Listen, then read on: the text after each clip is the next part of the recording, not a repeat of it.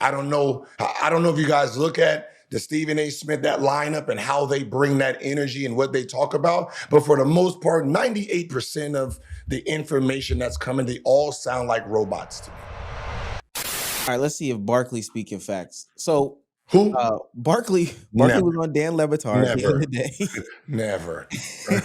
He was on Dan Levitard the other day, and they asked him about their absence from TV and how he felt about them not being on TV, basically. Hey man, that was a hell of a game last night. I know. I was there, man. It was a great game. It was tough at the end for the folks down here, though. But yeah, you had a great year. Can I say you have a great year? Yes. Because you know why? Because I don't want all these punk ass reporters and clowns talking bad about me like they did that lady in Jacksonville who had a moment of humanity. Think about that, Dan. Jacksonville had a great year. They won 4 games last year. And we got so many punks on television and on radio now.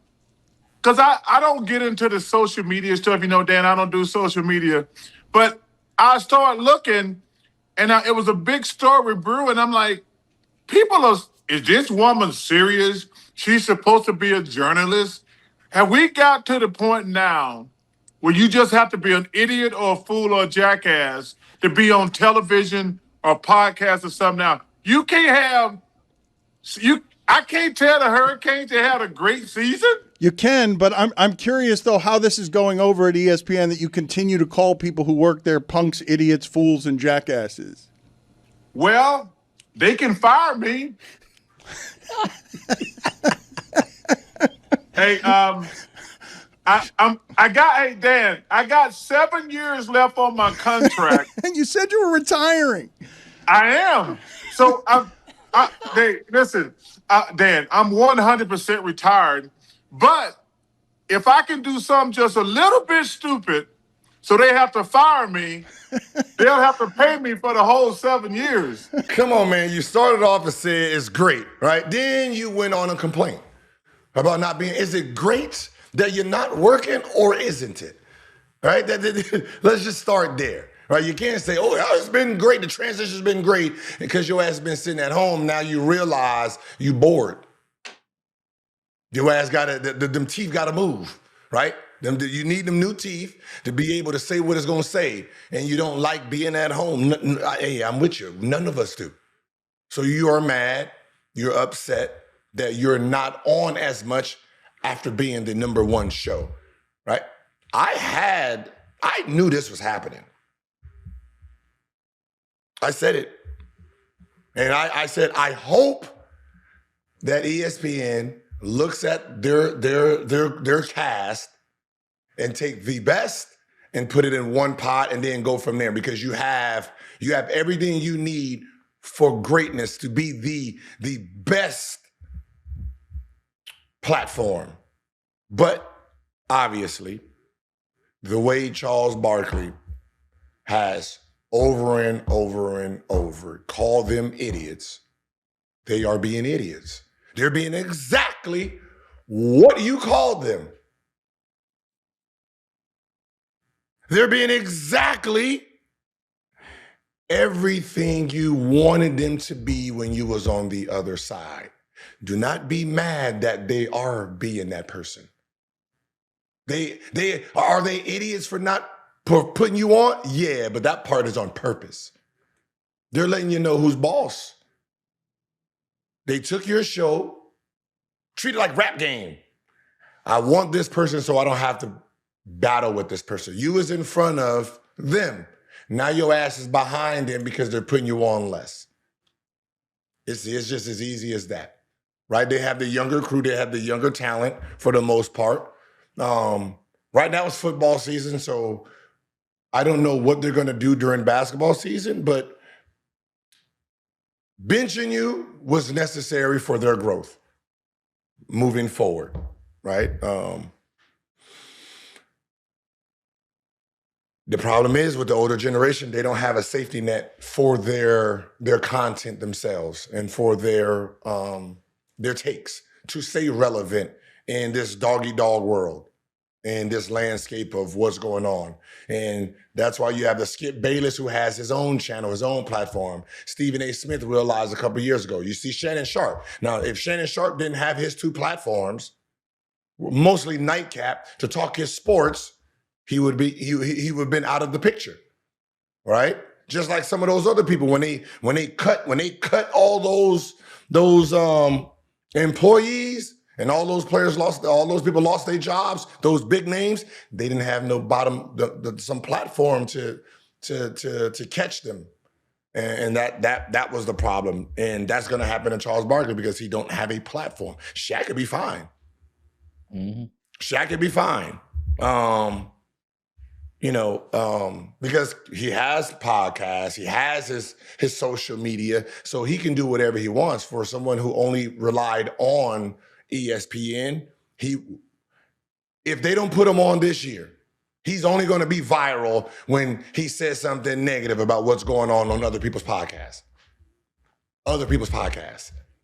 Well, Not his own, because he is part of the old ways of doing things. And if you haven't smartened up, create your own safety net. So when some of these establishments decide they want to move on or move in a different direction, you can barbecue their asses with your own platform.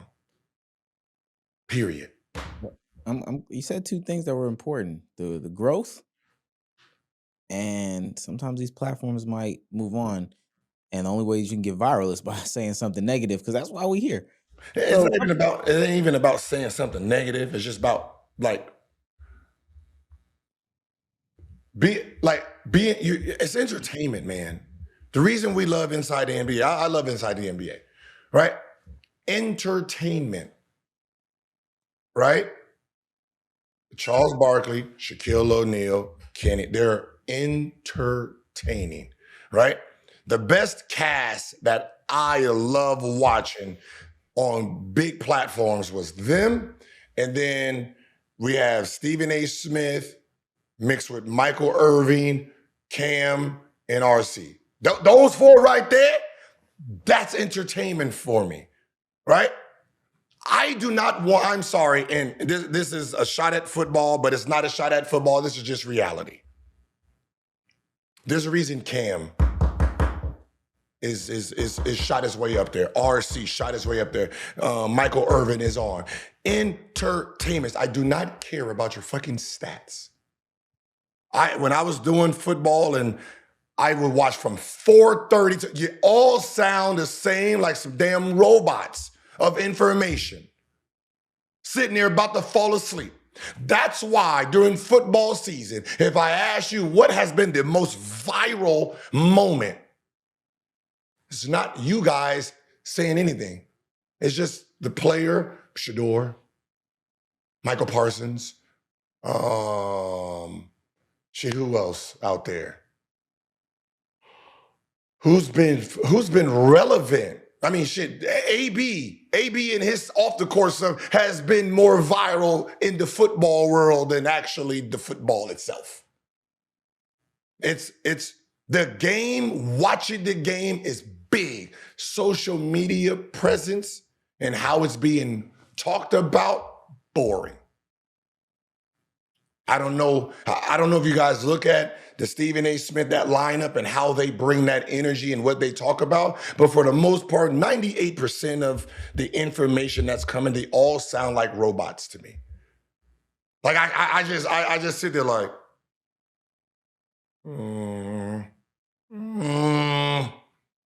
like you give me nothing. You're not giving me nothing I can't look up. Like, y'all don't got no story time. Like, it's entertainment, man. God damn, if I want to listen to some boring shit, I'll read the news. It's a beat writer. Let me just read the information versus just hearing it come out your mouth. There ain't no fucking auto book. Entertain me. Well, look, Colin Cowherd has something a little bit different to say about whether or not they are entertaining or not. Who? Oh. You were always very critical of Barkley. Did you see he's complaining he's not getting on the air anymore? ESPN buried that show. Why am I critical of Barkley? He was critical of the league. Yeah.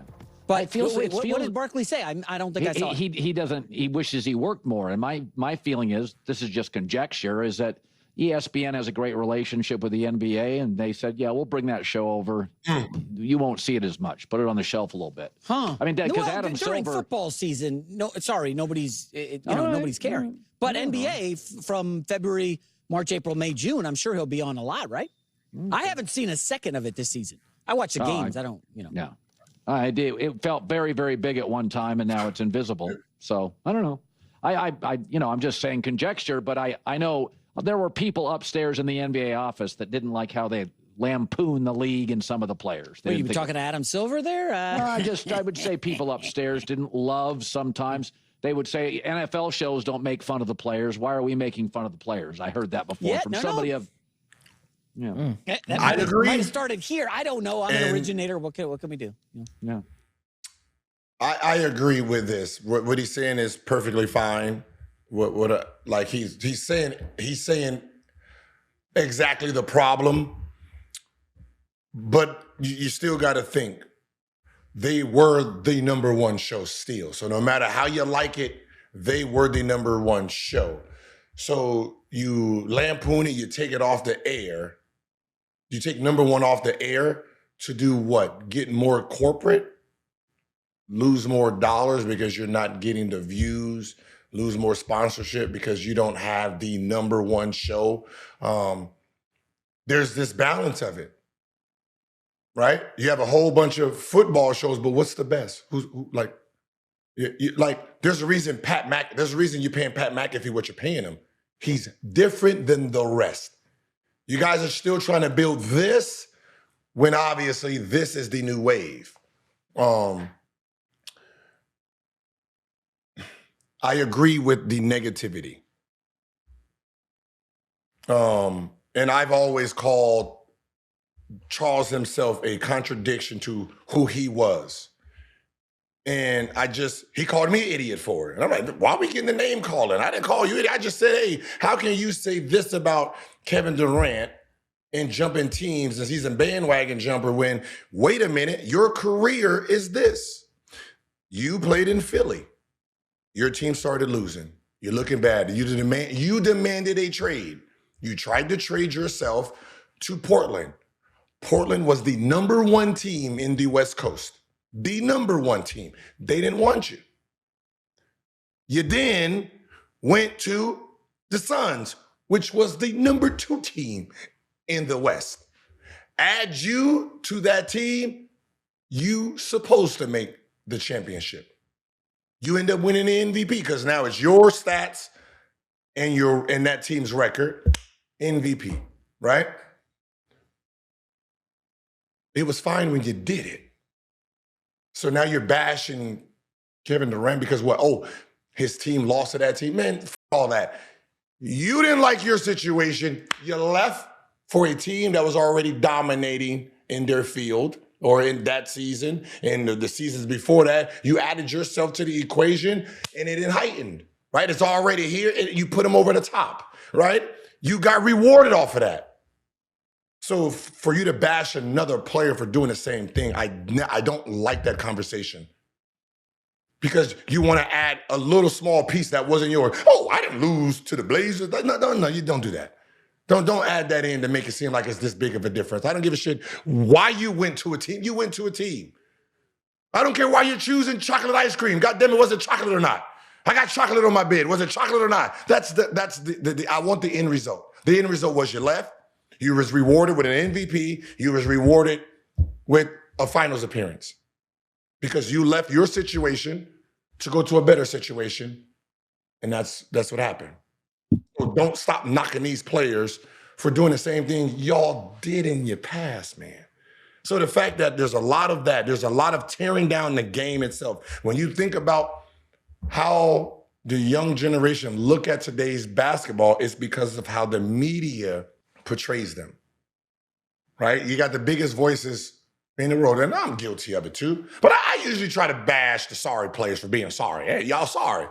You're sorry. You know, I can't help it if you're sorry. Go get in the gym. But I'm awful. If I do bash you in some type of way and you perform well, I'm not biased. I'm not locked in biased to trying to figure out why I don't like you.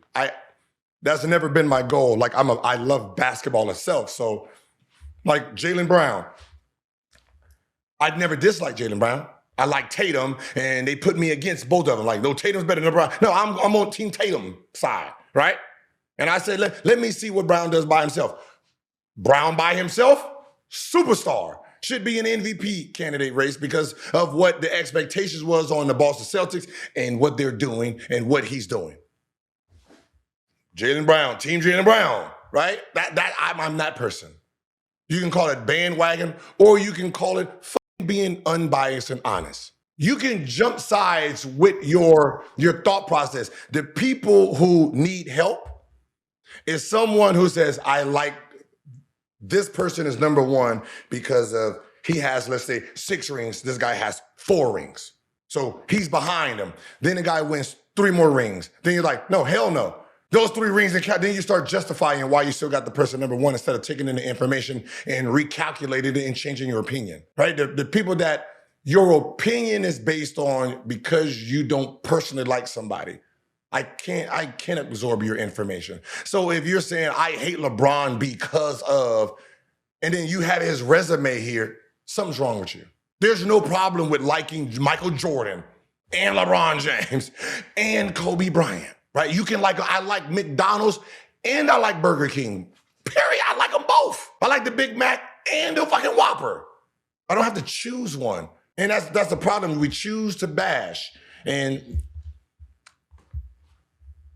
the Charles Barkleys is the ones that they put this thing together, right? Everyone's an idiot, everyone's slow, everyone's this, and you know what I mean? Motherfucker got the Chick-fil-A's in his mouth, them chompers, right? he got chompers in his mouth. Like I'm looking at him like, man, bruh, the only thing that's left is them teeth at this point, goddamn.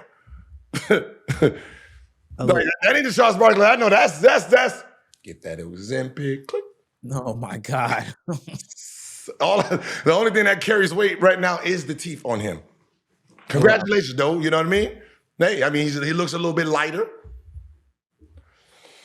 I'm glad you said that because Charles has a message for people like you, and I guarantee he's gonna call us idiots. wait, we gotta hear him out. We gotta hear him out. I didn't get it right. Let me just say this. Well, I hate when people take things out of context. Mm-hmm. Well, we heard you. It's nothing out of context. Can I explain? All I said was, so we're working 3 days this week, which is fine. I just wish they would break it up more. We've been off for 2 months. There was no reason for us to be off for 2 months. Why not? And then you got foods on television. It was Christmas, man. Foods. I'm happy. Listen, it's a month. First of all, Christmas. Why was there no reason for us to be off? Christmas is the worst holiday in the history of civilization. All you do is waste money, hate Christmas. You know that. What does that have to do with us working Christmas Day 5 days? Oh, we work Christmas Day. I know. So you said it's been 2 months since we were on. Yeah, but we only work once in 2 months. It's been a month. And let me tell you something. 14 hours in one day. And I feel overworked. Can I look at this camera right here? Yes. Okay, there's some foods at home. Or on the internet. They're at home now. Saying that we were talking bad about the players, so they made us work less. Shut the hell up. Shut the hell up. This is already scheduled. Nice catch, by the way. Because you know what, I really know. Do you realize how scheduled? Come on, man. These guys are like, well, these guys, they gonna put them on the shelf because they don't want them on TV. Man, y'all need to shut the hell up. This was already planned months and months ago. All I said was, I would have liked to work more. But we're gonna be so heavy on the back end. I know. We work 3 days next week. I know. Saturday, Sunday, Wednesday. Then we go all of the playoffs, all of the finals. The only point I made. It's heavy back end. I know. And we could have. When the games really mean something. Well, they all mean something. No, they don't. Yeah, but they really mean something. You don't think the cup mean anything? Oh, you gonna watch it? You fools at home need to twice food. Listen, the only thing that was playing was the to do exactly what it was done. We're not going to let you compete with our number one show, right? Right? It was a number one show over here, a number one show over here. This show was number one. This show was fighting for number two. We bought you guys out. I'm not putting you on January. I'm not putting you on November and December to compete with my football. I'm not going to let you compete with my football show. When my football show is done and it has all its ratings and we looking good because we don't have competition soaking up all that up, then we can roll you out with our basketball cast. And we'll compete with you in the basketball realm. Because it's not like they're going to stop their basketball shows. They're going to try to figure out how to integrate some of their people inside of your platform. So good luck with that, right? There's going to be a little mixture. It might be, Stephen A. Smith and Shaquille O'Neal. You never know. That's the ability of buying you out. They get to do what they want. It's sad because I feel all jokes aside, I feel what Charles Barkley is saying. You have a group that wants to work, and they're being penalized for wanting to work. They love what they're doing because they're great at what they're doing. They were the number one show, and they're getting penalized for it, and they're being attacked for not being on. When, be honest, the people who are attacking them couldn't hold their jaw straps when it came to ratings. So to him, hey, we wanted to work in this, and we watching all these other fools talk about basketball, and we suck. Well, not in reality, because most of everybody who talks basketball don't even compete in your realm because you do in-game and after-game conversations, right? It has nothing to do with takes and all that stuff, right? So I hope ESPN decides to mix their cast a little bit and figure out what is the what is the most entertaining cast and put that shit on 3 or 4 days a week. That's it. I don't care about feeling who in that mug can get the people watching. That's all that matters. Who can get people in them seats watching? Put your feelings aside. Numbers matter, right? If you can't get no sponsorships because of whatever, that's your personal problem. Whoever that is, fire them, right? The ratings are the ratings. You can't knock the ratings. The people are choosing what they want to watch. They were number one last year. People want to watch them. That's it. Right? That's it. It's basketball season. This ain't I don't know why people get this information about fucking football and football. Football is great in person and watching. Your numbers around the world on social media platforms and social media anything, it don't exist. I'm sorry. I don't know who is feeding you the information. Most of the ESPN analysts who are on football, who got famous, they went viral usually because of when they talked about a basketball situation. The hockey guy, right? I don't know what his name is, but he's supposed to have been good. He went viral a few times, not because of hockey, not because of football, but basketball take last year, right? Everybody's gotten big off of basketball because we are in a social media world, which means I don't care how many people go watch it in a stadium. Social media is everyone in the world. So no matter how big you are in a stadium, what is the world talking about? And the world and the numbers are saying basketball is what we're watching online. What we want to see online, the clips online, every day news, every day. If you rip through everyone's social media, when you're talking about weeks and weeks of stuff, of information and highlights and stuff like that, it's basketball talk, man. You can identify it. It's a simple conversation. Everybody can identify with basketball conversation. Anybody can be a genius in basketball conversation. Football conversation is like watching golf. It's more intelligent. You actually have to know what you're talking about. Like you have to be a student of football to really, and that's why there's 100 producers telling you the information. You got your fucking 15 sheets out, right? You watch ESPN, believe it or not, they got iPads of talk. Why do you have index cards?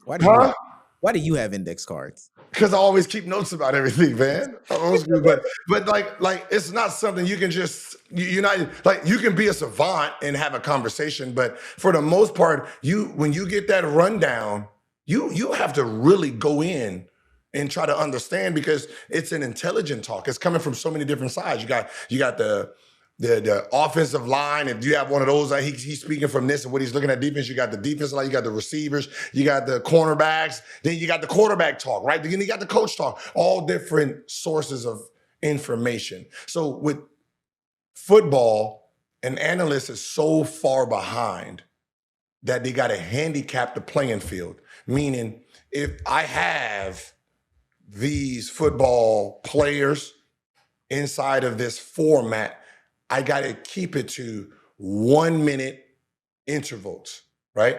Hurry up and give your take. Boom, my take, your take, I rebuttal, move on, right? If you let a football player dissect a question, it'll go over an analyst's head because they're only going in 1 minute intervals. Like you can't open up the floor mat on a football player, right? You try to have a debate with Tom Brady and there's no time limit. You're done as an analyst. So you want to break that shit up 1 minute, go, move on to the next topic. And it gets boring. You know, I mean, I'll just be honest, man. It's boring, man. So, hey, how about this? This is how, and this tells you a lot right here. Pro Bowl was announced, right? Yeah. What is the biggest story from Pro Bowl? So let me try this. What is the only story from Pro Bowl? Let's try to say, what is the only person that's being mentioned from Pro Bowl? Oh, Shador. Okay. It's all three the same person, right? Yeah. How many people get picked in Pro Bowl? Oh, all of them. There's about what? How many people? Really, like 100 something, ain't it? I don't know. Two teams. Okay. What do you mean? So, are you understanding what I'm trying to say? Yeah, no. I totally. Right. There's all these players. Only one is worth mentioning for social media clips. There's only one name that can carry conversation in a news social media cycle. Out of all these names, you've only talked about Shador Sanders, which means because one, you're going to have a group that's happy that he made it. Who cares why he made it? Then you have a group that really wants to try to show everybody that he doesn't deserve to make it because of his numbers. Obviously, the people who like him know his numbers didn't get him in the Pro Bowl. That's not that. That's like, so you going out there saying how bad he is and this and that and that. Cool. There's only one fact here. He made it. His name is there, right? And then my point is, he's the only one you're talking about. Football is so big, you can't name nobody else. How about the ones that did great? They're not popular. They're not entertaining. But the name is not entertaining. I don't know what it is, but obviously Pro Bowl just came up. All these names are picked and you only pulled one. And only one would do numbers. So how big is the sport in the realm of social media interaction?